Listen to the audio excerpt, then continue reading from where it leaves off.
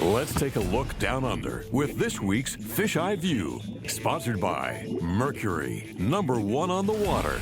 Wind conditions are the biggest consideration when choosing baits and knowing where to use them. Respecting visibility, picking the right color for the job is paramount. Wind certainly factors in.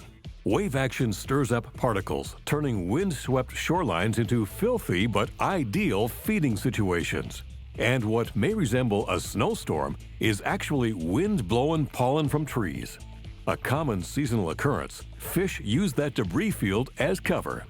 In the north, most lakes and rivers have varying degrees of discoloration. Referred to as tea-stained, it's water filtered through countless leaves and pine needles. The best color choices are white, fluorescent, or reflective finishes. Fertility has the greatest overall effect. Some of the most productive waters look like this and demand standout colors. When dealing with clear water, a visibility of 7 feet or more, you need to pull all the stops.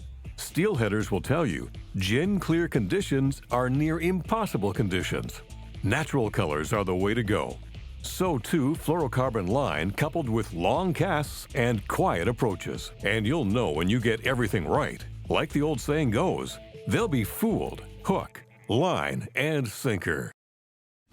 We all know that cold fronts slow fish down. Changes in barometric pressure rather than dropping water temperatures cause this effect.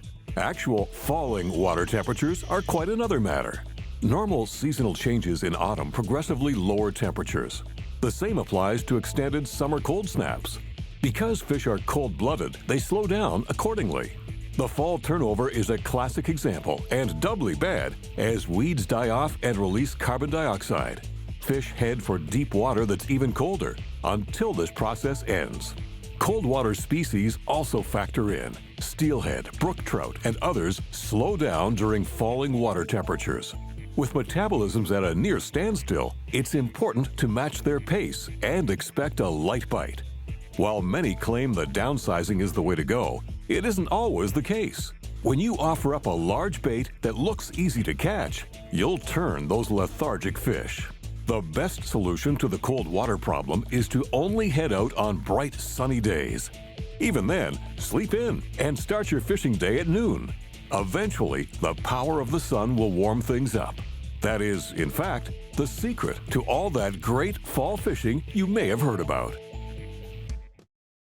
To trout and salmon anglers, rainfall is the catalyst that triggers fish to run up rivers. Abandoning the safety of their big water homes is a critical decision, and that rise in water level signals a safer passage upstream. Strange as it may seem, some of these passing storm systems actually have a detrimental effect on potential runs of fish. Those with experience will attest to the fact there are rainfalls that create perfect-looking conditions, yet not a single fish appears to be in the river system. What seems impossible is actually just another sign of the times. Any and all storm systems that originate and pass over heavily industrialized areas are invariably acidic and contaminated with airborne pollutants, what we refer to as poison rain. To prove this to yourself, simply follow any of the weather channels and track incoming systems. If from a southerly direction, it's tainted, while a northerly or western source is alkaline and clean. Even a local pop-up thunderstorm is a good thing. If you're a river angler, it really pays to closely monitor any and all rainfalls, and in particular, the total amounts. If it turns out to be just a few millimeters of the bad stuff, no problem.